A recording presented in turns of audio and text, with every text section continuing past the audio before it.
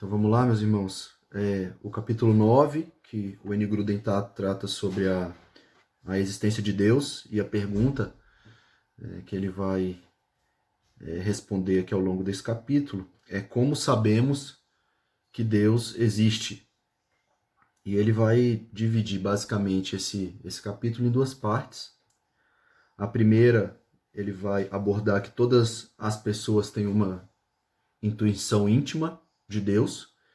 E a segunda parte é que ele vai dizer que nós cremos nas provas encontradas nas Escrituras e na natureza a respeito da existência de Deus. E aí nós vamos começar aí pela parte A, na página 97 do livro de Teologia Sistemática do N. Gruden.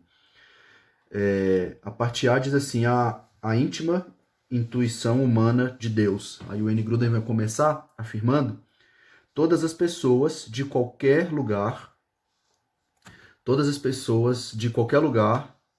têm uma profunda intuição íntima de que Deus existe, de que são criaturas de Deus e de que Ele é o seu Criador. Alguns teólogos, em vez de chamar de intuição íntima, vão chamar de senso inato da divindade.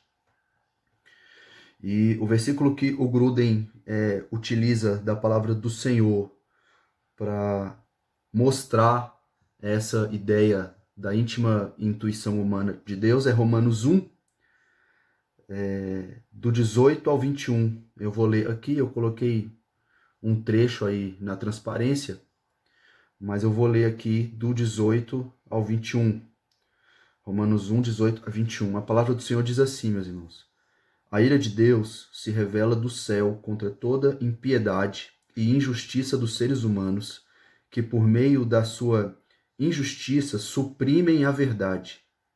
Pois o que se pode conhecer a respeito de Deus é manifesto entre eles, porque Deus lhes manifestou. Porque os atributos invisíveis de Deus, isto é, o seu eterno poder e a sua divindade, claramente se reconhecem desde a criação do mundo, sendo percebidos por meio das coisas que Deus fez.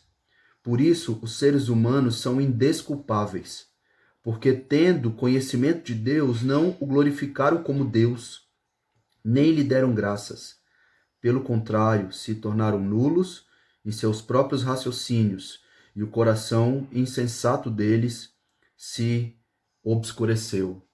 Nesse versículo aqui, nesse trecho, Paulo aqui vai dizer basicamente que nenhum ser humano tem desculpa por não conhecer a Deus, e ele vai aqui afirmar que Deus mesmo se manifestou a toda criatura, de modo que eles têm um certo conhecimento dentro deles mesmos a respeito de Deus. Mas mesmo com esse conhecimento parcial, muitos desses homens não o glorificam nem o agradecem. Eu gosto do comentário do Dr. Martin Lloyd Jones sobre esse trecho. E ele diz assim: não importa aonde vocês vão, não importa quão primitivas sejam as tribos pelas quais você passem nas partes mais remotas do mundo, vocês nunca encontrarão um ser humano que não tenha dentro de si um senso do Ser Supremo, um senso de Deus. Perceba aqui que Paulo aqui chega a dizer que não glorificar a Deus e lhe render graças, de certa forma, é também uma escolha consciente das pessoas, né? Da mente delas, quando ele diz assim: pelo contrário, se tornaram nulos em seus próprios raciocínios. Então, ele fala aqui que é uma disposição também da mente das pessoas de não reconhecerem, nesse caso aqui, a existência de Deus. E ele continua: e o coração insensato deles se obscureceu. Então tem a ver com mente, mas também tem a ver com um coração obscurecido, um coração em trevas, é claro, pelo pecado. Um raciocínio nulo gera um coração obscurecido. O Gruden aqui ainda diz que, de fato, existem pessoas que não vão reconhecer que existe Deus. Ele vai, por exemplo, aqui citar o Salmo 14:1. Diz o insensato no seu coração, não a Deus, né? E essa insensatez, ela vai, inclusive, levar homens, e Paulo vai falar sobre isso mais em Romanos, a se entregarem aos seus pecados, porque antes estão sendo entregues pelo próprio Deus, né? E isso leva as pessoas, na verdade, a não descobrirem os seus reais propósitos de vida. Li também um comentário de Calvino que ele diz: todos os que dirigem todos os pensamentos e atos de sua vida para o fim de conhecerem a Deus, todos os que não dirigem, né, os seus pensamentos e os atos de vida a fim de conhecerem a Deus, não conseguem cumprir a lei da existência deles. Então, o que Gruden vai defender aqui, e aí aquilo que a palavra diz é que todos os homens, nenhum deles terá desculpa, todos são indesculpáveis. Deus, de alguma forma, se revela ao íntimo deles também. E aqui o Gruden vai falar que no cristão isso já é diferente, né? Ele vai dizer que na vida do cristão essa íntima consciência de Deus se torna mais forte e mais distinta. E aí ele cita Romanos 8, 15 e 16. Pois vocês não receberam um espírito que os torne de novo escravos medrosos nessa versão, mas sim o Espírito de Deus que os adotou como seus próprios filhos. Agora nós o chamamos Abba Pai, pois o seu Espírito confirma a nosso Espírito que somos filhos de Deus. Dentre tantas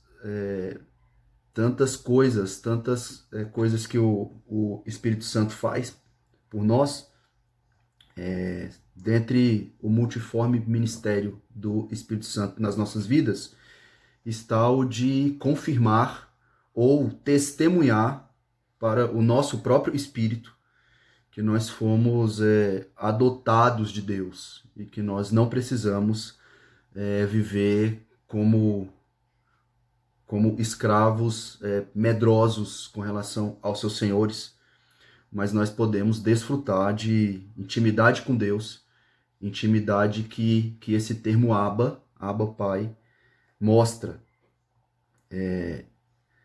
Os comentaristas afirmam, por exemplo, que a única pessoa em toda a Bíblia, até Paulo dizer que nós poderíamos chamar Deus desse termo Abba Pai, que é um termo de intimidade familiar, né? De geralmente um filho na intimidade da sua casa, ele fala assim com o seu pai, o judeu. Só Jesus usou esse termo para falar com Deus, com o seu pai, por exemplo, lá em Marcos 14, 36, no jardim do Getsemane, é a mesma expressão que Jesus usa: Pai, se possível, passa de mim esse cálice. Então é um termo que diz que o Espírito Santo, de alguma forma, testemunha com o nosso próprio espírito que nós somos filhos de Deus, que nós somos adotados por Deus e, portanto, nós podemos orar e nós podemos ter intimidade com aquele que em Cristo nos faz filhos de Deus, e ele se torna o nosso Pai. Li um comentário do F.F. Bruce, um teólogo, que ele diz assim: o termo adoção pode soar com certo artificialismo aos nossos ouvidos, mas no primeiro século, um filho adotivo era um filho escolhido deliberadamente por seu pai adotivo para perpetuar o seu nome, herdar os seus bens e usufruir de todo o seu amor. Então o Gruden aqui vai dizer que na vida do cristão é diferente. Nós temos o Espírito Santo e ele testemunha que nós somos filhos de Deus e que Deus é o nosso Pai e que nós podemos usufruir de intimidade com Ele, sem esquecer que Ele é o nosso Senhor. A parte B, se alguém quiser falar, pode só desmutar aí o microfone, fica à vontade. A parte B, que o Gruden vai abordar, está na página 98, além da íntima intuição humana, que nós podemos crer nas evidências das Escrituras e da própria natureza. Ele vai dizer, por exemplo, Gênesis 1:1, no princípio criou Deus os céus e a terra. Ele vai dizer que a Bíblia, sendo a palavra de Deus, ela não busca de alguma forma confirmar ou mostrar que Deus existe. Ela já começa dizendo que Deus criou todas as coisas, né? Então, a gente encontra evidência, lógico, na Bíblia que Deus existe, mas porque é a palavra de Deus, é a própria pessoa de Deus se revelando, inspirando homens. Então, as Escrituras, vamos dizer assim, de certa forma, ela não defende a existência de Deus, ela já pressupõe a existência do seu próprio autor, né? A Escritura entra em uma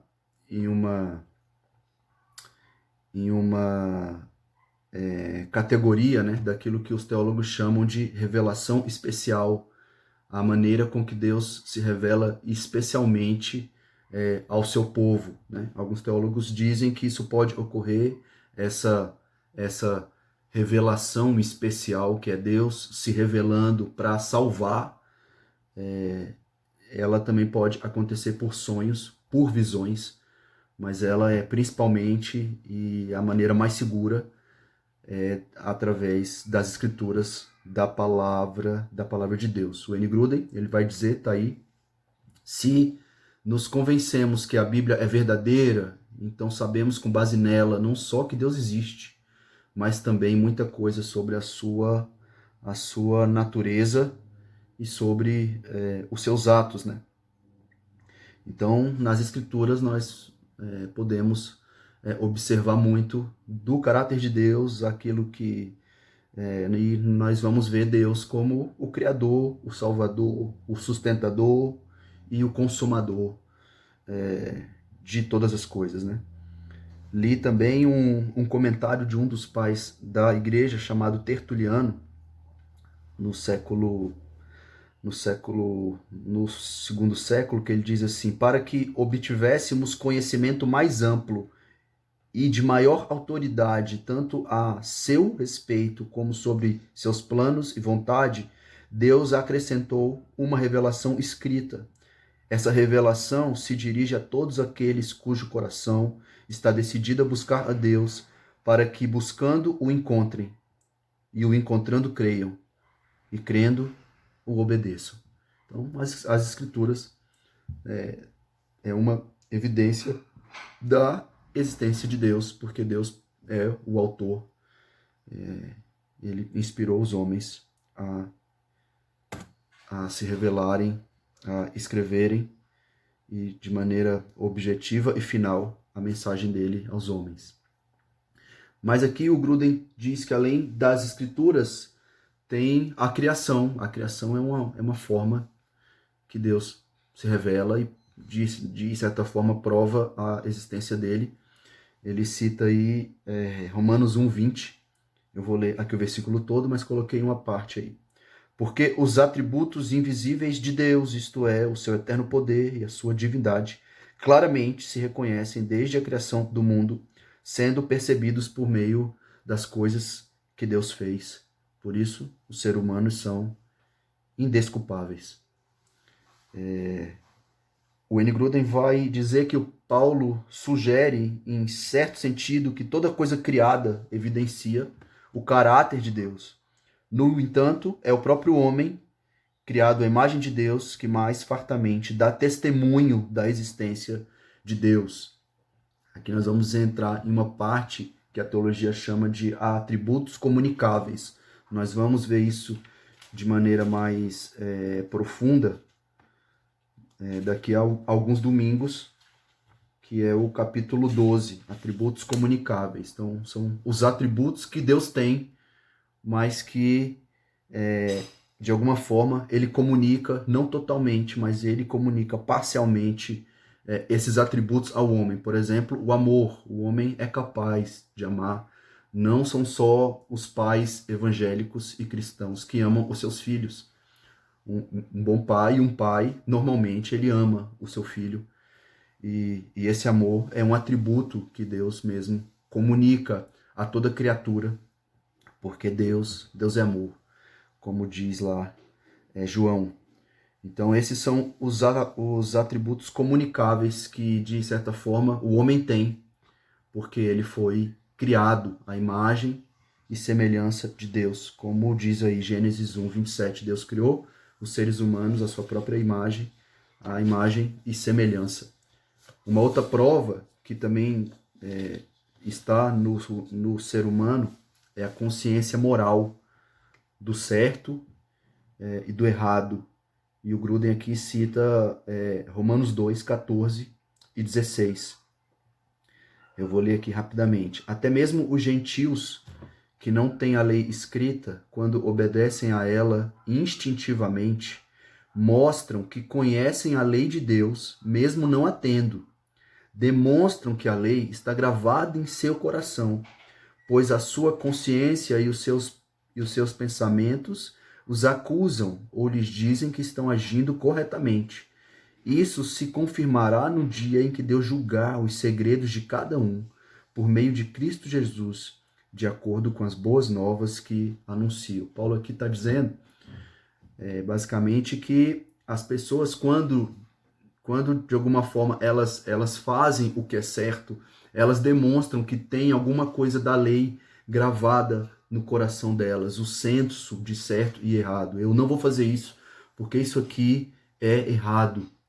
Então a pessoa tem esse senso dentro dela e isso demonstra que ela tem, de alguma forma, uma parte da lei, um resquício da lei moral de Deus no seu próprio coração. E Paulo diz que muitas vezes esses próprios pensamentos também vão acusar: isso aqui não está certo, isso aqui está errado, e eu sei de alguma forma que isso está errado. E Paulo diz que é essa mesma lei que ora vai fazer a consciência descansar porque agiu corretamente, mas ora também vai fazer a consciência se acusar porque está agindo de forma errada contra a lei de Deus. O Hernandes Dias Lopes, comentando esse versículo, esse trecho, ele diz assim: antes de o homem ser julgado no tribunal de Deus, ele já é julgado no tribunal da consciência. É bem verdade que o pecado obscureceu essa consciência, mas não a anulou de todo.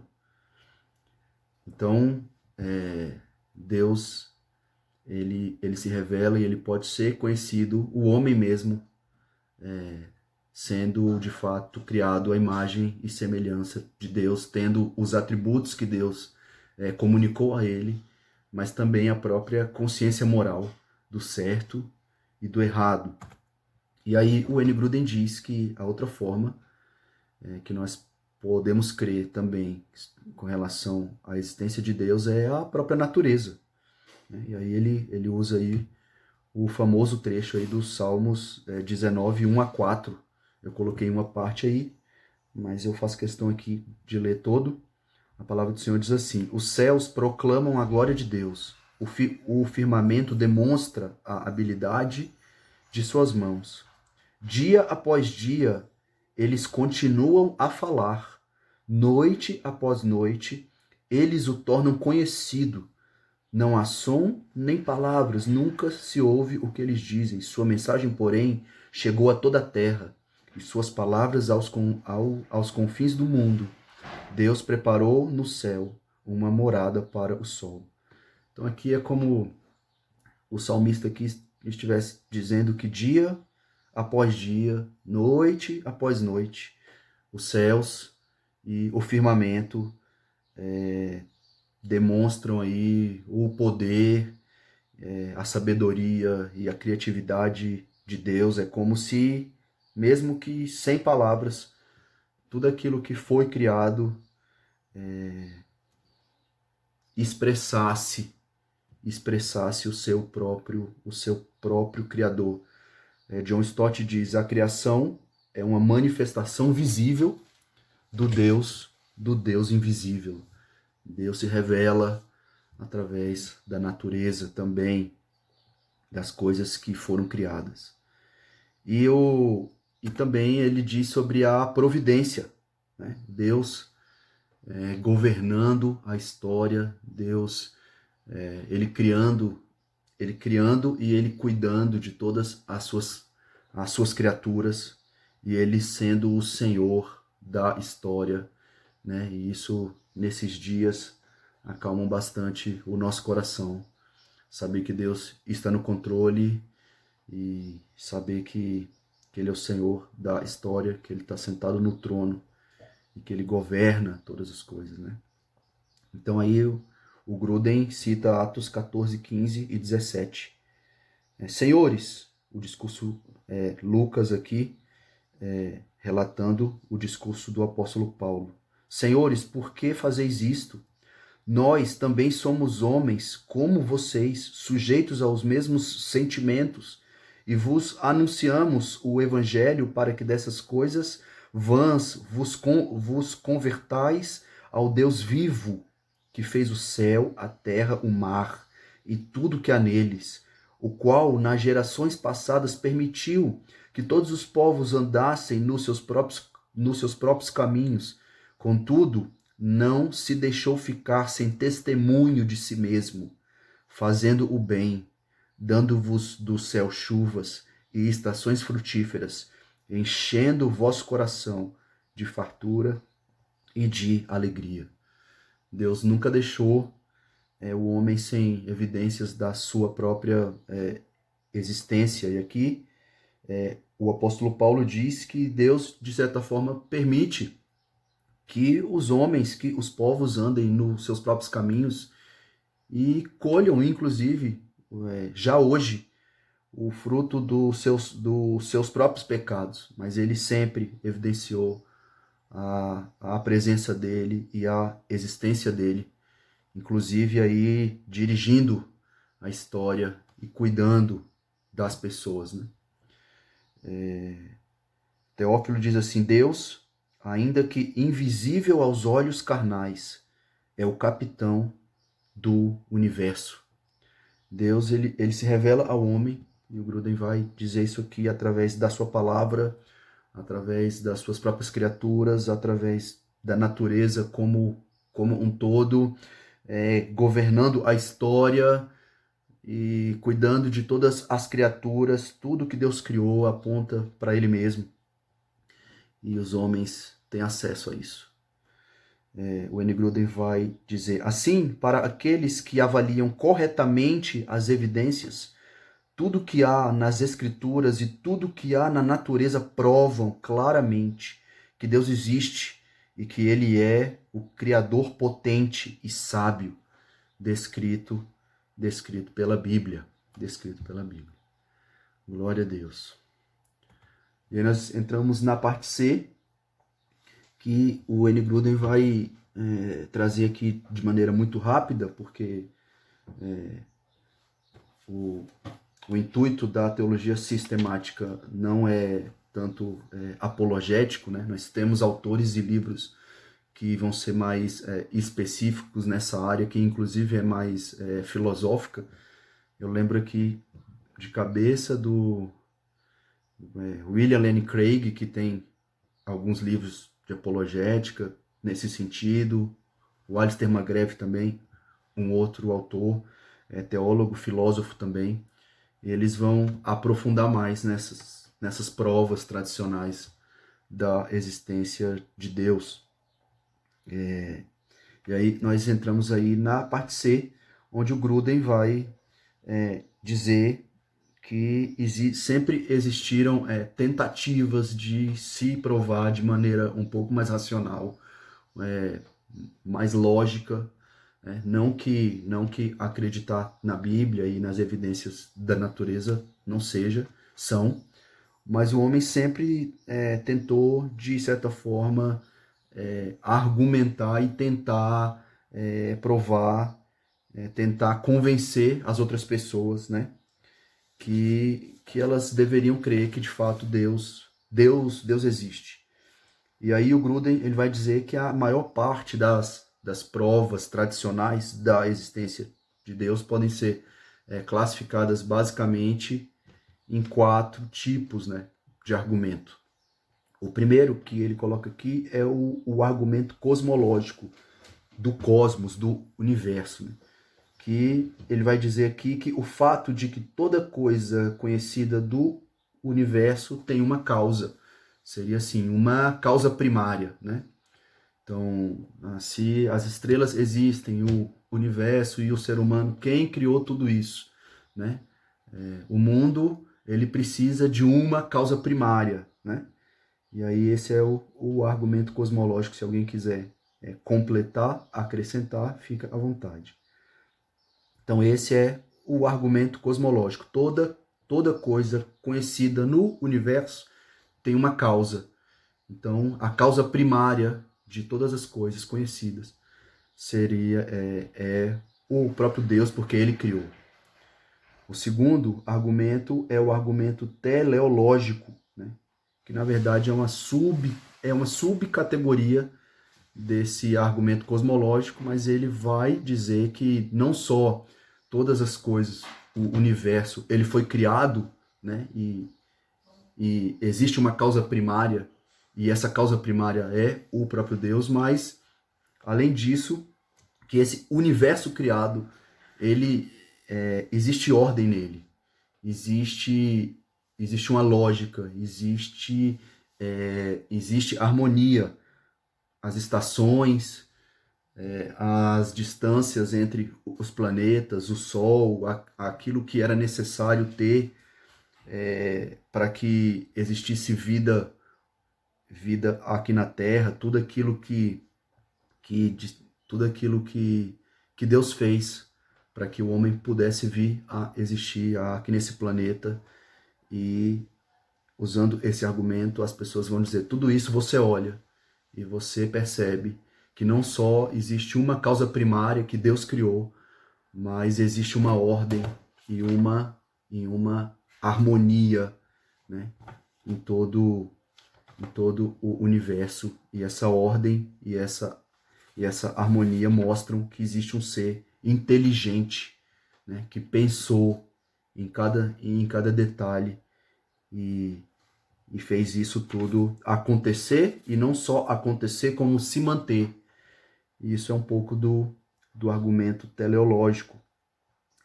Orígenes, um outro pai da igreja, comentando um pouco sobre esse argumento, ele diz assim: obra tão grandiosa como o universo não pode existir sem arquiteto e supervisor. Glória a Deus. O outro argumento, que eu confesso que tive uma certa dificuldade em entender o cerne dele, até liguei para o pastor Davi, né? Que vai me ajudar agora, inclusive, fica deixa aí. O argumento ontológico, ele não vai buscar as provas fora de Deus, né? Como, por exemplo, as coisas criadas, o universo, a Bíblia, a natureza, nada disso, mas ele vai argumentar com relação à própria natureza de Deus, né? Um argumento relativo ao próprio Deus. Pastor Davi, me ajuda aí.